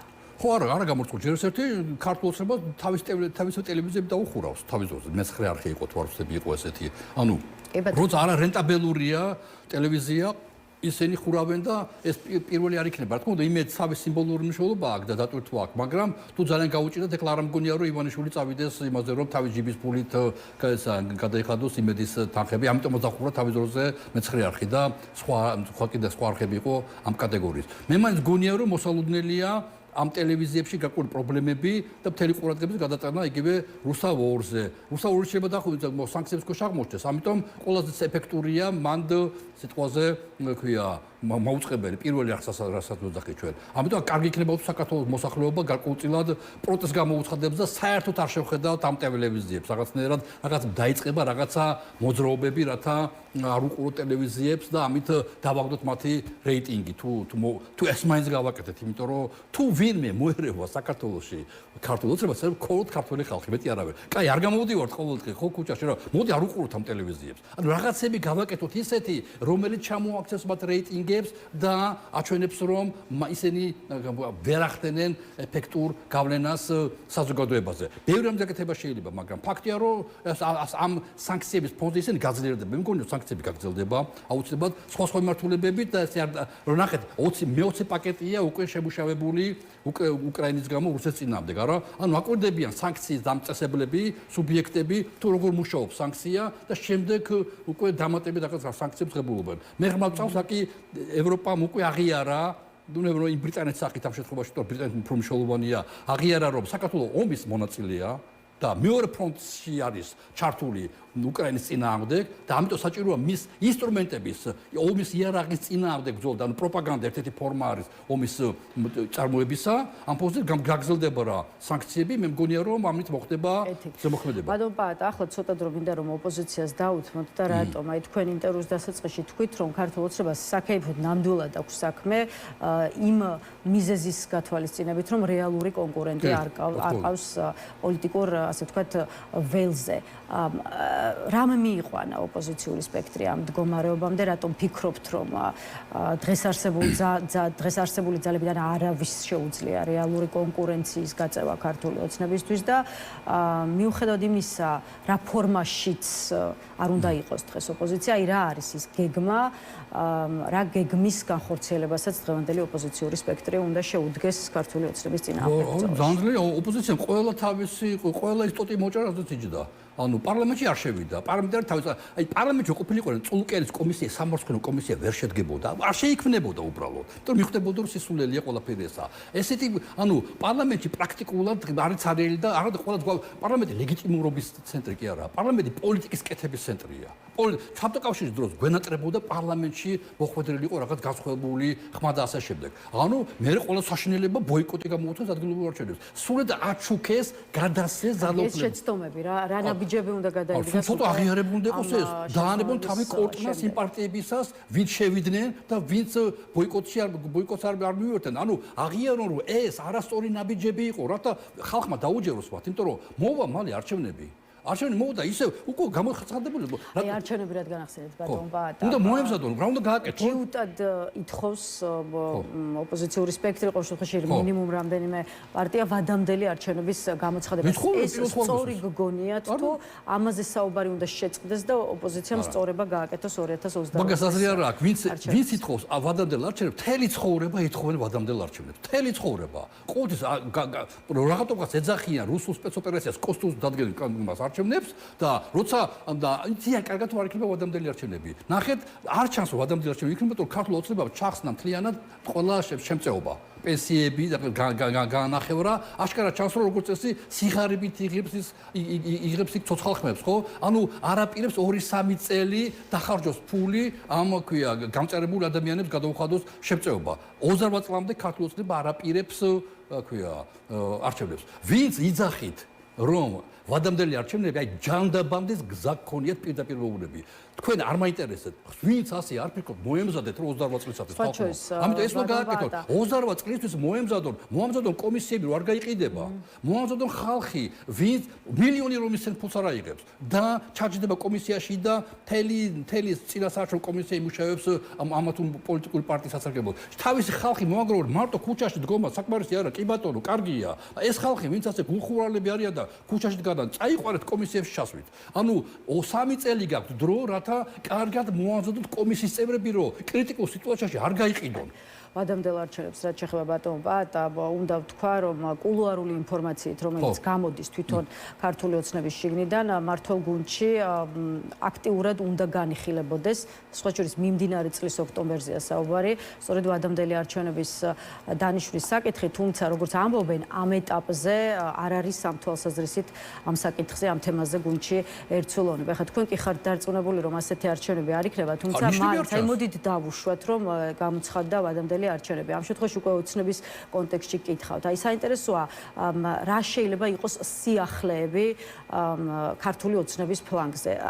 რამდენად უნდა ველოდოთ, რომ თუ კი ახალი არჩევნები იქნება, ქართული ოცნება იქ შევა, ასე ვთქვათ, განახლებული შემადგენლობით. აი ხშირად გვესმის ხოლმე ანალიტიკოსებისგან განცხადებები, რომ ახალი არჩევნები ეს ნიშნავს გარკვეული პოლიტიკური ჯგუფის სახლში წასვლას და პოლიტიკურ სცენაზე ახალი სახეების გამოჩენას, ხო? შესაბამისად, რამდენად უნდა ვივარაუდოთ, რომ თუ კი ვადამდელი არჩევნები მართლაც დაინიშნება, არ ვიცი, ირაკლი კობახიძე იქნება, შალვა პაპუაშვილი თუ ქართული ოცნების მოქმედი ლიდერშიპი, ვინც ვთქვათ, ვის მიმართაც დღეს საზოგადოების ყოველშაბათში გარკვეული ნაწილი ნამდვილად არ არის კეთილგანწყობილი, სავარაუდოდ ახალი სახეებით ჩანაცვლება. ხო, რა თქმა უნდა, მე გამოვრიცხავ, იმიტომ რომ ის ყველაზე მნიშვნელოვანია, რომ ქართულ ოცნებას ორი მოკავშირე ყავს. ეს არის უნიათო უაზრო ოპოზიცია და ეს არის ციღარიბე. სიღარიბით მართავს ის თავის ცოცხალ ხმებს, რას მატებს ზემოდან, ეს სხვა თემაა. აი ცოცხალი ხმები არის ღარიბი ხალხის ხმები, გაჭირებული ხალხის ხმები, უმუშევრების, ნარკომანების, ციხეში მშობლების და ასე შემდეგ, ამის ხმები არის ძირითადად. პენსიონერების და ადმინისტრაციული რესურსი, პოლიცია, ჯარი და ასე შემდეგ, მათი ოჯახის წევრები, ადგილობრივი თვითმმართველობა. აი ამ ფონზე ეს არის მათი მაქსიმუმ გამოწია 40%. დანარჩენი უნდა რაღაც უნდა მოაბანთავი. ამიტომ თუ ისინი წავლენ არჩევნებზე, ვიღაცამ უნდა იყოს ლაპარაკი ბოიკოტზე. ანუ ბოიკოტი არის ქართული ოცნების გადამრჩენი, ქვია, სიტუაცია, რომ ვიღაცამ უნდა ჩახსნას არჩევნებიდან მასობრივად ამორჩევლის დიდი ნაწილი. ეს უნდა გააკეთოს ნაციონალურ მოძრაობამ ალბათ. ანუ ეს უნდა იყოს ნაციონალურ მოძრაობის თავი, როგორ შეიძლება ამ არჩევნებში მონაწილეობა. ანუ ეს არაფერი არ ხდება. პირიქით, ღარიბ ხალხს უთხრეს, რომ სახში რაც შეეხება შეკითხვის იმ ნაწილს, რომელიც ეხება განახლდება თუ არა თვითონ ქართული ოცნების შემადგენლობა, თუ კი დაინიშნება ახალი არჩევნები და თავი რომ დავანებოთ იმას იქნება თუ არა მიმდინარე წლის ოქტომბერში ახალი არჩევნები. აი ზოგადად როგორ ფიქრობთ, რა ძალით, რა შემადგენლობით გავა ქართული ოცნება შემდეგ საპარლამენტო არჩევნებზე, როცა არ უნდა ჩატარდეს ის. არა, განახლებული წავა ახალგაზრდები არიან, ქართულები ყველა არის ახალგაზრდა. თუ კობახიძემ გაუმართლა ივანიშვილს და ჯერჯერობით უმართლა, თუმცა ეს სანქციები მართლა რთულია და მან დააფიქროს ივანიშვილი, იმიტომ რომ ნამდვილად ეს აქციები არ არის მხოლოდ ტელევიზიების წინააღმდეგ. ეს ფორმულა არის უფრო მართული ძალის მიმართ და ომში მონაწილეობის გამო. ამიტომ ეს კაფიოდ ჩანს. ამ ფონზე მაინც კობახიძის გარდა ჯერჯერობით ივანიშვილს არ უნდა რაყოს. ეძება და იპოვა ეს ადამიანი, ვინც და მან შექმნა გუნდი. თუ ვინმეს უნდა არჩევნები, ეს უნდა რუსეთს.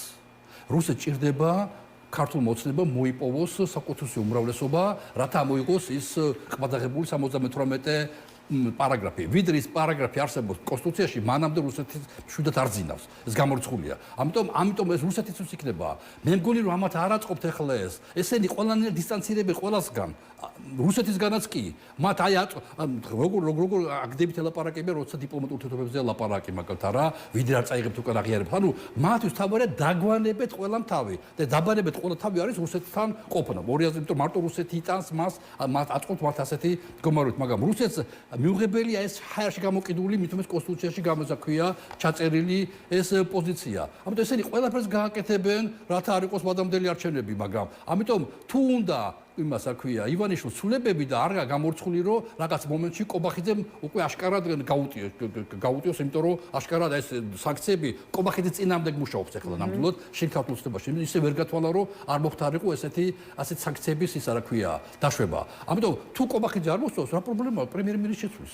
ხო, თუმცა აქ მაშინ კიდევ ერთი კითხვა ჩნდება, ვინ შეიძლება ყავდეს ვიზირებაში სათადარიგო სკამზე. არა, ეს ნერსათქმელია, შეიძლება იგივე პაპუაშვილი არ გამორიცხა, დინარაძე არ გამორიცხა, მაგრამ არ ვიცი ეს ეყოლება ხალხი, თუმცა ესეც არის უკვე პრობლემაა, იმიტომ აშკარად რომ აშკარაა რომ უკვე ივანიშვილი არის კობახიძის მძევალი და კობახიძე არის ივანიშვილის მძევალი. ისინი მათ ერთმანეთს გაუგეს კარგად და ტანდემში არიან. ძალიან უნდა გაუჭირდეს ივანიშვილს, რომ წავიდეს არჩევნებზე. არამედ კობახიძის შესვლას, იმიტომ რომ ძალიან ცუდი შეტყობინება იქნება საზოგადოებაში. ყველაფერს გააკეთებს ამის. მადლობა ბატონ პაატა, თქვენი დროისთვის, იმისთვის რომ უპასუხეთ ჩვენს კითხვებს. პაატა ზაქარიაშვილს დავემშვიდობებით. ახლა რეკლამის შემდეგ კიდევ ერთი სტუმარი გველოდება, ვახუშტი მიანაბდი შემოგვერდება, ასე რომ დაგვაერთეთ.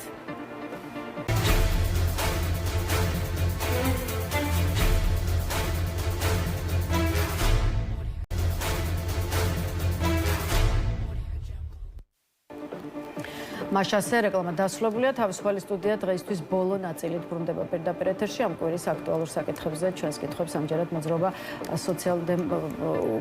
სოციალ-დემოკრატიისთვის წევრი, ამავე დროს სილიონის ასოცირებული პროფესორი ვახუშტი მიანაბდი უპასუხებს. ვახუშტი, გამარჯობა და მადლობა რომ შემოგვიერთით.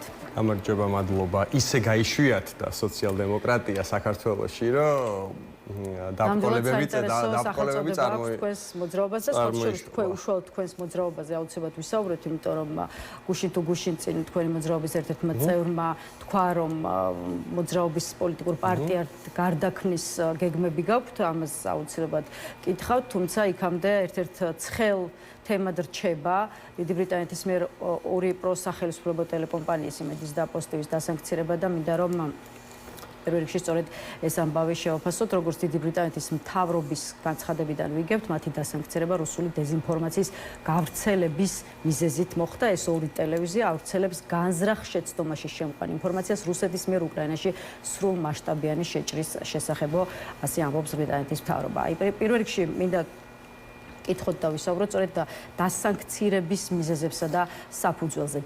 დეზინფორმაცია დესტაბილიზაციის მიზნით. აი რას ნიშნავს, როცა ამ საფუძვლით ასეთ კლასიფიკაციაში რუსული კომპანიების გვერდით ჩნდებოდა სანქციები. ესე იგი, ამ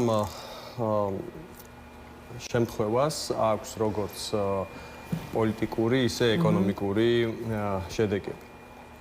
ეკონომიკურ შედეგებზე ალბათ უპრიანი იქნება შესაბამისი კვალიფიკაციის მქონე ადამიანებმა ისაუბრონ და ამაზე რამდენიმე პერსონამ საკუთარი პოზიცია საჯაროდ დააფიქსირა, ამაში მე არ შევალ.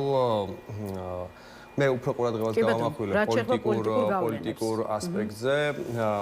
ეს არის ბრიტანეთის მთავრობის პოზიცია, ეს არის მისი პოლიტიკური პოზიცია, რომელიც როგორც უკვე თქვი წარმოშობს გარკვეულ შედეგებს და ეს აჩვენებს იმას,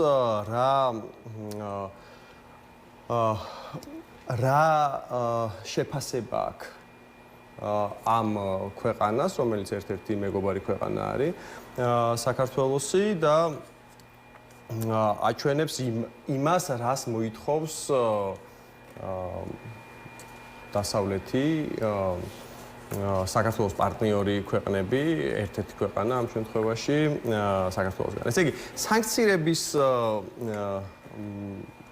სანქცირების ისტორიას ჩვენ ბოლო წლებია ვხედავთ საქართველოში, ხო? სანქცირებული არიან მოსამართლეები, სანქცირებულები არიან პროკურორები, სანქცირებულები არიან მაღალი თანამდებობის პირები, საქართველოს მთავრობის შემთხვევაში და ეს ყველაფერი მიუთითებს იმ პოლიტიკურ შეფასებაზე, რაც არსებობს აი ამ რეჟიმის მიმართ. ბატონ ვახუშტი, კიდევ ერთ კონტექსტში მინდა კითხოთ და ამ შემთხვევაში მხედველობაში მაქვს დეპუტატ თენგიზ შარმანაშვილის მიერ ჟურნალისტებთან დღეს გაკეთებული განცხადება, რომელმაც თქვა, რომ იმედის და პოზიტივის დასანქცირება ეს არის BBC-ს პროპაგანდის გაგრძელება, რომელიც მისივე აზრით ჩანს, რომ ბრიტანეთის ოფიციალური წრეებიდან იყო ნაკარნახევი. აი ეს კავშირი რამდენად შეიძლება დავინახოთ და თუ კი შარმანაშვილის ვარაუდს გავყვებით და აი დაშვების დონეზე ვიტყვით, რომ 2024 წლის ნოემბერ-დეკემბრის აქციების დაშლისას ქიმიური ნივთიერების შესაძლო გამოყენების თაობაზე BBC-ს ფილმი შესაძლო ბრიტანეთის ოფიციალური წრეებიდან მოდიოდეს, არ ვიცი, საერთოდ საითკენ შეიძლება წავიდეს პროცესი. ეს არის ბატონ შარმანაშვილის პოზიცია, ეს არ ეფუძნება არავითარ ფაქტებს, ხო? ეს არის რეჟიმის ერთი წარმომადგენლის სპეკულაცია, რომელიც სხვათა შორის მისსავე სპეკულაციას თუ გავყვებით, არც ისე კარგ შედეგებამდე მიიყვანს ქართულ ოცნებას ამ შემთხვევაში. ანუ ეს თუ ბრიტანეთის მთავრობის ოფიციალური პოზიციაა, აი სპეკულაცია, რასაც ბატონი შარმანაშვილი გვთავაზობს, ესე იგი გამოდის, რომ ეს სახელმწიფო, მეორე სახელმწიფო საქართველოს ასეთ საქართველოს რეჟიმს ესეთ ბრალდებას უყენებს, ხო? და ეს სულაც არ არის ის ფაქტი, რომელიც მას შეიძლება დაამშვიდოს ქართული ოცნების წარმომადგენლები. მაგრამ ხო, ეს არის მისი სპეკულაცია, რომელიც როგორც უკვე ვთქვი, საბოლოო ჯამში არც ისე კარგ შედეგებამდე მიდის თავად ქართული ოცნებისთვის. კეთილი, რაც შეეხება დიპლომატებს, ევროპელ დიპლომატებს, რომლებიც ამ დღეებში საგარეო საქმეთა სამინისტროში დაიბარეს, ერთი მხრივ იმედის და პოზიტივის დასანქცირების გაწყვეტილებაზე მოუწია დიდი ბრიტანეთის ელჩს განმარტებების გაკეთება საგარეო უწყებისთვის, მეორე მხრივ კი ამავე უწყებაში ესტონეთის ელჩი გამოიძახეს, რომელსაც თავის მხრივ ილიაუნის მხარდამჭერი პოსტის გამოქვეყნების გამო, ასე ვთქვათ, დააფიქსირა იქ საკუთარი ახსნა განმარტება. ორივე შემთხვევაში საგარეო უწყება ფიქრობს, რომ ეს არის ჩვენი ქვეყნის საშინაო საქმეებში გარე ქვეყნების წარმომადგენლების ჩარევა, ანუ ევროპელი ელჩების ჩარევა. აი ელჩების ახსნა განმარტებისთვის დაბარებას როგორ უყურებთ საგარეო საქმეთა სამინისტროში, თქვენთვის რას საჩვენებს ორივე ეს ფაქტი, იმიტომ რომ რიგი ანალიტიკოსის შეფასებით ეს ნიშანია იმის, რომ ქართული ოცნება ძალაუფლების არის მის ხელში კონცენტრირების და კონცენტრაციის მიუხედავად აღარ იმყოფება კომფორტის ასე ვთქვათ ზონაში და ყველაფერი ის რაც მის გარშემო ხდება ანერვიულებს. აი თქვენ რამდენად ხედავთ ოცნებას ანერვიულებულ მდგომარეობაში? არა, ოცნებისთვის რა თქმა უნდა დისკომფორტის შემქმნელი არის ესეთი განცხადებები, ესეთი შეფასებები, რომლებიც მას ამხელს ქმედებებში, რომელიც ქვეყნის განვითარების კურსს არ შეესაბამება, ქართული ხალხის ნებას არ შეესაბამება. ცხადია, ეს არ არის მისთვის კომფორტული, ხო? შეიძლება ეს არაკომფორტულობა გამოიხატოს აი ამ ფორმით ელჩების დაბარებაში. პირველ რიგში მე მინდა მადლობა გადაუხადოს სოლიდარობისთვის ამ ქვეყნებს და მათ წარმომადგენლებს საქართველოში. რა თქმა უნდა, ჩვენ ახლა განსაკუთრებით ყურადღებას გავამახვილებ საუნივერსიტეტო და ზოგადად განათლების ვითომ რეფორმასთან, რომელიცაც რეალურად მხოლოდ ორი ინტერესი აქვს. პირველი ეს არის პოლიტიკური ინტერესი, რომ საზოგადოების ის სეგმენტი, რომელსაც ესე სრულად ის ვერ აკონტროლებს, ხო? და ის ხედავს საფრთხეს იმ თავისუფლების პატარ-პატარა ანკავებში, ზოგან უნივერსიტეტის სახით, ზოგან ფაკულტეტის სახით, ზოგან მიმართულების სახით, ზოგან ცალკეული პროფესორის სახით, ეხა უნდა რომ ეს გაწმინდოს. და ამის ჩათვალა რომ ამის დრო მოვიდა და ამაზე შეგვიძლია უფრო ვრცლად ვისაუბროთ თუ თქვენ დაგაინტერესებთ. მეორე მხრივ ეს არის ეკონომიკური ინტერესი, ხო, რომ ამ უნივერსიტეტებს აქვთ ქონება და ეს ქონება ამ ქონებას თუ გააყიდის საქართველოს მართველი რეჟიმი კარგ ფასად ეს გამოიწვევს ეკონომიკის რაღაცა პატარა პლუსად ჩაიწერება მათ ეკონომიკურ მიზნებში. როგორი რა ეკონომიკური მიზნებიც აქვს და შემდეგ რაც საბოლოო ჯამში ქვეყანას დიდად არ გამოადგება, შეიძლება იქ აღმაჩენებელი გაზარდოს, მაგრამ კონკრეტულად ადამიანს არც აისახება და მეორე რა თქმა უნდა ძალიან დიდი საფრთხე ჩნდება იმის, რომ ცხადია ეს ამ ქონების ნაწილი აღმოჩნდება ქართულ ოცნებასთან დაახლოებული ბიზნეს წრეების ხელში და ეს რისკი არსებობს და ამ პოზიციაზე რჩებით მიუხედავად იმისა, რომ გამოქვეყნდა შრომის ბაზრის კვლევის ის შედეგები, რასაც ასე ითხოვდით, რას გეუბნებათ ის რიცხვები, რომელიც ამაზე ბევრი ითქვა,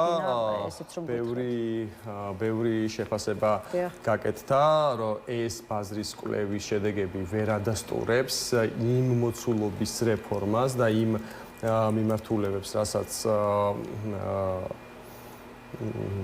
ქართული ოცნება გეგმავს და ყველაფერს თავი დავანებოთ ბაზრის კვლევის შედეგები ასე პირდაპირ არ შეიძლება საფუძვლად დაედოს რომც ითვალისწინებდეს იქ ის მაგრამ ვამბობ რომ ის არ არის არაჩვენებს იმას რასაც ქართული ოცნება აკეთებს რომც აჩვენებდეს კონსტიტუციური უფლების განათლების უფლების მისი შემადგენელი კომპონენტების როგორც არის სწავლების თავისუფლება როგორც არის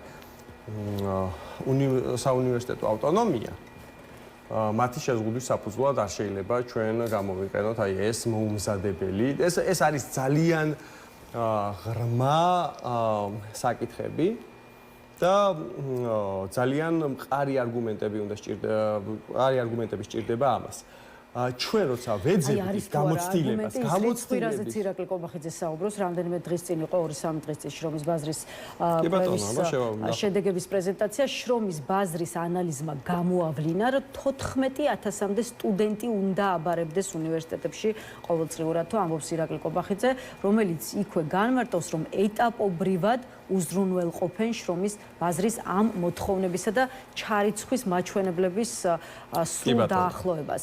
და სხვათა შორის ინფორმაციისთვის მაყურებელს ისიც მინდა ვუთხრა, რომ ირაკლი კობახიძის ინფორმაციით ეს შრომის ბაზრის კვლევის მეთოდოლოგია დაფუძნებულია საერთაშორისო საუკეთესო საერთაშორისო აი ახლა შევაფასოთ ეს კონკრეტული საკითხი. ესე იგი, რას ეხება საქმე? დიახ. პირველი, ფუნდამენტურად მოდი როგორ ვაფასდ. აი, ჩვენ როდესაც ვამბობთ, რომ ამ ქვეყანას ჭირდება სოციალ-დემოკრატიული მიდგომა, ეს არის საუკეთესო მაგალითი ამის. თუ ჩვენ ყველაფერს ბაზრის მოთხოვნას დაუქვემდებარებთ, მაშინ გამოვა, რომ სახელმწიფოს ფუნქცია ყოფილა ბაზრის მოთხოვნების აღსრულება. რეალურად სახელმწიფოს ფუნქცია პირიქით ბაზრის ველური უთანასწორო მოთხოვნების შერბილება. ის რომ სახელმწიფო არის შუალედური დამცავი რგოლი ბაზარს და ადამიანს შორის, რომ ის რასაც ბაზარი ითხოვს და არეგულირებს სოციალური და ეკონომიკური დარვინიზმის მიდგომით, სადაც ძლიერები უნდა გადარჩნენ და სუსტები უნდა განადგურდნენ, სახელმწიფო ეს უნდა შეარბილოს, შეაკავოს და ადამიანები დაიცვას აი ესეთი შიშველი პრეტენზიებისგან, რომელსაც ბაზარი უყენებს მას. ეს ერთი. სულ თავი დავანებოთ, რომ ეს საუკეთესო კვლევა ყოფილიყოს. თუმცა ძალიან ბევრი კრიტიკა არის მაგ კვლევასთან დაკავშირებით. ხა გადავიდეთ მეორე საკითხს. განათლება არის ადამიანის უფლება. ეს გვიწერია კონსტიტუციაში. სახელმწიფოს ვალდებულება უზრუნველყოს ადამიანის განათლება, უზრუნველყოს აკადემიური თავისუფლება და უზრუნველყოს სწავლების და სწავლის თავისუფლება. ეს რას ნიშნავს? ეს ნიშნავს იმას, რომ სახელმწიფო უნდა შექმნას სათანადო პირობები ჩემი განვითარებისთვის და არა ის, რაც ეხა აკეთებს. ეხა ქართული ოცნება რას აკეთებს? ნულიდან კი არ ვიწყებთ ლაპარაკს ამ წუთას იმ საკითხთან დაკავშირებით, რომ ეხა რამდენი ფაკულტეტი გავხსნა და რამდენი პროგრამა შევქმნა და ასე უკვე შექმნილია. შექმნილი ფაკულტეტები, შექმნილი პროგრამები, შექმნილი კურიკულუმები, სტუდენტები, დაწყებული კვლევები, ლაბორატორიები, მიმართულებები, გუნდები, ეს ყველაფერი უნდა დაიშალოს, განადგურდეს. უნივერსიტეტებს უთხრა, რომ არა, შენ არ შეგიძლია ეხა გადაწყვიტო, როგორ უნდა ამდენი ხანი რაც აკეთებდი და ეს ყველაფერი ბოლოაგურამდე უნდა დაიშალოს და ხელახლა უნდა დაიწყოს შენება, იმიტომ რომ ბაზარი ითხოვს 14000 ადამიანს. და სახელმწიფოს ამოცანა აქვს, რა არის? სახელმწიფოს ამოცანა არის, რომ სახელმწიფო ბაზრის ინსტრუმენტი კი არა. პირიქით, სახელმწიფომ ზემოქმედება უნდა გააკეთოს ბაზარზე, ზემოქმედება უნდა მოახდინოს ბაზარზე, რომ ბაზრის კორექცია, ბაზრის მოთხოვნების კორექცია უზრუნველყოს. იმისთვის, რომ მეტი განათლება მიიღონ ადამიანებმა, იმისთვის, რომ მეტად გაიფურჩქნოს მათი შესაძლებლობები, იმისთვის, რომ ყველას კონდეს თავისუფალი განვითარების შესაძლებლობა, გამოიკვლიოს ის საკითხი, რაც აინტერესებს და მერე ის ცოდნა და კვლევა, რომელსაც მიიღებს კონკრეტული ადამიანი, ისევ ამ ქვეყნის და საზოგადოების განვითარებას მოახმაროს და ჩვენ სამწუხაროდ ხედავთ ამის საპირისპიროს. ვახუშტი, კიდევ ერთი კითხვა, აი უმაღლესი ჩვეულებრივი ნეოლიბერალური სახელმწიფოს მოდელით გველაპარაკება ქართული ოცნება, ვითომ რო ებრძვიან, ხო და ვითომ ნეოლიბერალიზმის წინააღმდეგ გამოდიან. ეს არის ჩვეულებრივი ნეოლიბერალური მოძრაობა, როცა სახელმწიფოს საკუთარი თავი წარმოუდგენია როგორც ბაზრის ნების აღსრულებელი და ბაზრის ინსტრუმენტი. იმ პროტესტზეც მინდა კითხოთ, რომელიც აი უმაღლესი განათლების სისტემაში დაგეგმილ რეფორმას ახლავს და შემდეგ უკვე სხვა თემები. აი კი იმართება საპროტესტო შეკრებები პროფესორ-მასწავლებლების თუ სტუდენტების მხრიდან, მაგრამ მაინც არ არის თითქოს პროტესტი ისეთი მასშტაბის, როგორც ალბათ ამ ამბავს უნდა ახდეს. რა გონიათ ამის მიზეზები, ეს რომ გითხრათ, აი რატომ არ არის კიდევ უფრო მეტი სტუდენტი და აკადემიური სექტორის კიდევ უფრო მეტი წარმომადგენელი. ბევრი ფაქტორია, რაც ამას უწყობს ხელს. მე ყოველთვის ვეკამათები და ვეწინააღმდეგები იმ პოზიციას, რომელიც ამბობს, რომ აი სტუდენტებს არ აინტერესებთ, ან შეიძლება პროფესორებს არ აინტერესებთ და ასე შემდეგ. ჩვენ უნდა გავუწიოთ ძალიან ბევრ ფაქტორს ანგარიში და არ უნდა ეს ადამიანები არ უნდა დავადანაშაულონ ნიშნის მოგებით არ უნდა ველაპარაკოთ რომ აი მეტის ღირსი ხართ. რაში მდგომარეობს სტრუქტურული ფაქტორები? პირველი სტრუქტურული ფაქტორი არის სად ცხოვრობთ ჩვენ. ჩვენ ცხოვრობთ უკვე გაფორმებულ აგრესიულ ავტორიტარიზმში, სადაც ნებისმიერი საპროტესტო პოზიცია შეიძლება გახდეს შენი პასუხისმგებლობის საფუძველი სისხლის სამართლის წესითაც კი ან ისეთი ადმინისტრაციული წესით, რომელიც უტოლდება სისხლის სამართლის წესს. აი მაგალითად ჩემი კოლეგა გიორგი გოცირიძე დღეს გახდა ცნობილი, რომ ტროტუარზე დგომისთვის არის სასამართლოში დაბარებული და მას ემუქრება ადმინისტრაციული პატიმრობა. ეს არის წარმოუდგენელი უსამართლობა ტროტუარზე დგომის გამო ადამიანს და გიორგის და რამდენი ადამიანი იყო უკვე, ვისაც ეს ბედი და ეს განაჩენი დაუდგა. ახლა ეს რა თქმა უნდა ადამიანებზე შევხედოთ, ხო? ადამიანებზე ახდენს გავლენას, ეს ერთი.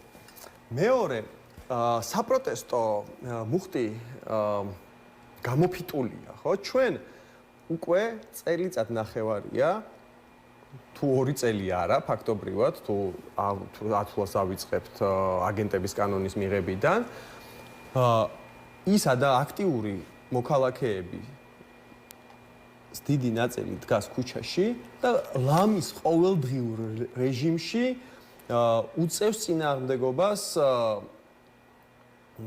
ავტორიტარიზმს ამ ქვეყანაში. რა თქმა უნდა, ამას თავისი ლიმიტები აქვს, ხო? მესამე, უკვე რა გააკეთა რეჟიმის პროპაგანდამ, ხო? უკვე იმდენი უსამართლობა ხდება ამ ქვეყანაში, რომ ფაქტობრივად ადამიანების რაღაც ნაწილში თითქოს ადამიანების რაღაც ნაწილისთვის ეს გახდა ყოველდღიური ცხოვრების და ემოციურად ეს აღარ იწვევს ისეთ განგაშის ზარს, რომელსაც შეიძლება შეიძლება შენ არ მოგწონს, უკმაყოფილო ხარ, მაგრამ განგაშის ზარები აღარ ირთვება. დამატებითი ფაქტორი აქ არის რა თქმა უნდა პერიოდი. ეხლა არ არის სასწავლო პერიოდი და განზრახდა ამთხვია ეს რა თქმა უნდა ქართულმა ოცნებამ, რომ არასასწავლო პერიოდში, როცა სტუდენტები არ არიან დედაქალაქში, როდესაც პროფესორების დიდი ნაწილიც ასევე შვებულებებშია ან სხვა საქმით არის დაკავებული, ხო? იმიტომ რომ მოწვეული ლექტორები ძალიან ბევრია ასევე ჩვენს უნივერსიტეტებში. ის პირველი შოკის ეფექტი მიიღო ამ საზოგადოებამ, მივიღეთ მაშინ უნივერსიტეტების რეფორმაზე ვსაუბრობ, როდესაც იყო დასვენების პერიოდი. და ამანაც რა თქმა უნდა მერე უკვე ეს დაბლა მიდის ეს საპროტესტო მოხდეს. ამ ყველაფრის ეს ყველაფერი ერთად ქმნის იმას, რომ იმაზე მეტი ადამიანი ამ წუთს არის ჩართული, არის 2 წუთი ბევრი, 1 წუთში დავამთავრებ. მაგრამ მიუხედავად იმისა, ამ ყველაფრის მიუხედავად ჩვენ ვხედავთ მედგარ და მდგრად წინააღმდეგობას. ჩვენ ვხედავთ იმას, რომ უნივერსიტეტის აკადემიური პერსონალი გამოდის ამ რეფორმის წინააღმდეგ. ჩვენ ვხედავთ, რომ სტუდენტები გამოდიან ამის წინააღმდეგ. მაგალითად, ჩვენ მოძრაობა სოციალური დემოკრატიისთვის თავისუფლების მოედანთან, მოძრაობა განათლება საფრთხეშიასთან, საზოგადოებრივი მაუწყებლის პროტესტთან ერთად გვაქვს ყოველ სამშაბათს აქცია და იქაც ადამიანები დადიან. მოკლედ, არსებობს მუხტი, რომელიც და ადამიანების ჯგუფი, რომელიც ამას არ ეპოვება. უბრალოდ არსებობს ამავდროულად გარკვეული სტრუქტურული ფაქტორები, რომელიც განაპირობებს იმას, რომ იმ მასშტაბის წინააღმდეგობა ამ ეტაპზე არ არის. ამიტომ შეიძლება თითოეულ ჩვენს მიზანს, მაგრამ ჩვენ ყველაფერს ვაკეთებთ. თვითონ ოპოზიციურ სპექტრზეც რას ფიქრობთ და სხვა შორის მე პირადად ძალიან მაინტერესებს თქვენ როგორც სამოქალაქო სექტორის წარმომადგენლები. რადგან გაკმაყოფილებთ დღევანდელი ოპოზიციური სპექტრის აქტიურობა თუ გააქვთ შესაბამისად ვიცი ოპოზიციის მუშაობის მიმართ შენიშვნები და პრეტენზიებიც? ესე იგი, პირველ რიგში მე იმას ვიტყვი, რომ ჩვენი მოძრაობაც თავს მიიჩნევს ოპოზიციურ სპექტრად ამ ქვეყანაში. და ჩვენ უნდა როგორღაც გამოვიდეთ იმ ხედვიდან, რომ აი ოპოზიცია ერთნაირია, ყველას ერთნაირი მოთხოვნები წაეყენება, ყველას რაღაცა ერთ ქვაბში იხარშება და ასე შემდეგ. არსებობს ფართო ოპოზიციური სპექტრი ამ ქვეყანაში, ანუ ადამიანები, ვინცაც აქვთ უკმაყოფილება მოქმედი რეჟიმის მიმართ. ამ ჩვენ ვფიქრობთ, მოძრაობა სოციალური დემოკრატიისთვის, ჩვენ ვფიქრობთ, რომ ჩვენ ვართ ერთ-ერთი სეგმენტი ამ ფლანგზე. ოპოზიციური პარტიები, პოლიტიკური პარტიები. მაგრამ უბრალოდ ნახეთ რა სიტუაციაა ეხლა. ნახეთ რა მდგომარეობაა. ოპოზიციური პარტიები განსაკუთრებულ სტატუსს ვერაფერს ვერ იყენებენ. რა დემოკრატიული არჩევნო პროცესი გვაქვს ეხლა რომ პარტიას რამე უპირატესობა ქონდეს მოძრაობასთან შედარებით. ჩვენ ამ მომენტში ერთადერთი რაც განგვასხვავებს პოლიტიკური პარტიისგან არის ის, რომ არჩევნებში არ ვიღებთ მონაწილეობას, თორე პოლიტიკური პროგრამაც გვაქვს, საკომუნიკაციო არხებიც გვაქვს საზოგადოებასთან, ორგანიზაციული სტრუქტურაც გვაქვს, გაფართოება ჩვენი წევრების გაფართოებაზეც მუშაობ და ასე შემდეგ. მაგრამ თქვენ კითხვაზე არ მიპასუხეთ.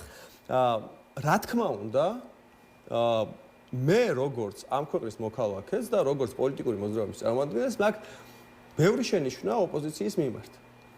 ოპოზიცია იმ რესურსებს, რასაც ისინი ფლობენ, რომ იყენებდნენ სწორად პოლიტიკურ ბრძოლაში. ჩვენ გაცილებით უფრო სუსტი რეჟიმი გვეყოლებოდა ეხლა. რესურსები დარჩა მაშინ ეს კითხვაც დავსვათ, იმიტომ რომ სწორედ ურესურსობაა ის ერთ-ერთი მთავარი მიზეზი, რითაც ოპოზიციური პარტიები მათ პასიურ მდგომარეობაში ყოფნას ხსნიან. ამ ბოლო ერთ წელიწადში მე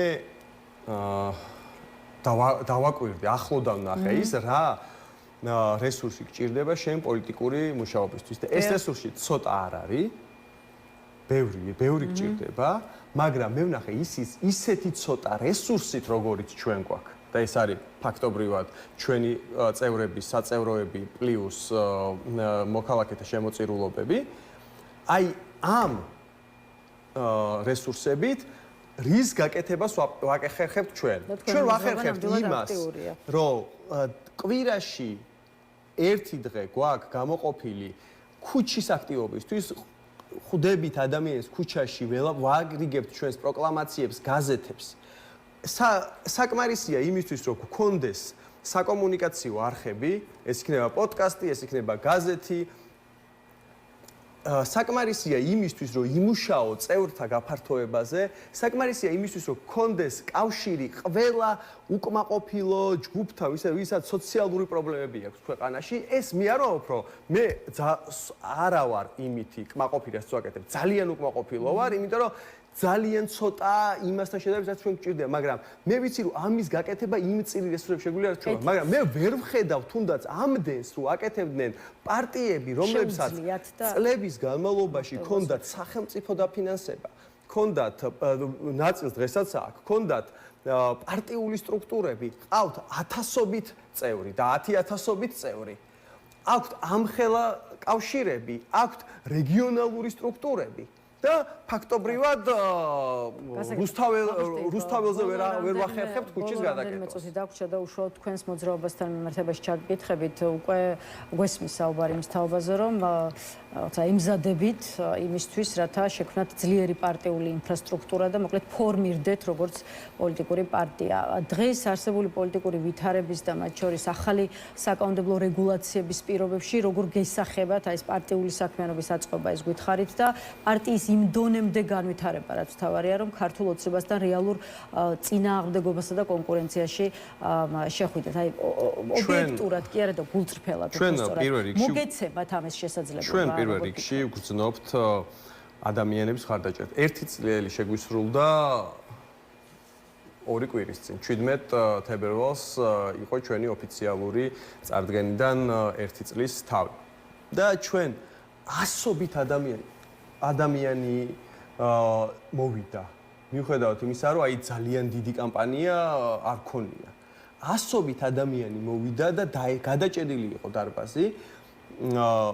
დაინტერესებული ხარდამჭერები, დაინტერესებული პირები, კრიტიკულად განწყობილები, წევრები.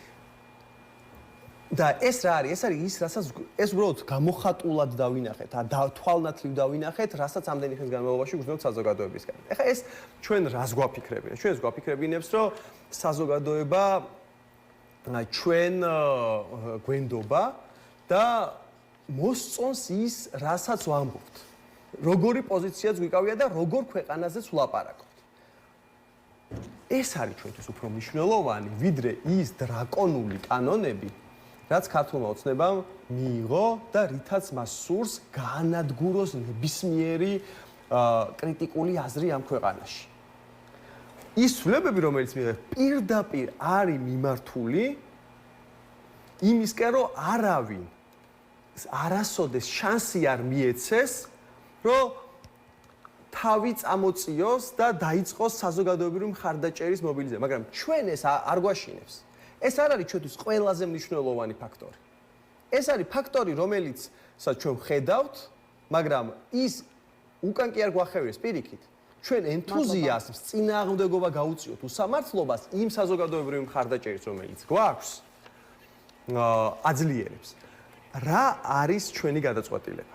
ჩვენმა საერთო კრებამ მიიღო გადაწყვეტილება, რომ მოძრაობა გარდაიქმნას პოლიტიკურ პარტიად. მაგრამ ამისთვის მან შეიმუშავა 10 კრიტერიუმი, რომელიც უნდა დავაკმაყოფილოთ იმისთვის, რომ ჩვენ ვთქვათ, რომ აი ახლა მზად ვართ პოლიტიკური პარტია ვიყოთ. იმიტომ რომ ჩვენ გვინდა ვიყოთ არ გავდეთ სხვა პოლიტიკურ პარტიებს. მოგეცემათ ამის შესაძლებლობა თქო, მე კი ჩვენ ყველაფერს გავაკეთებთ იმისთვის.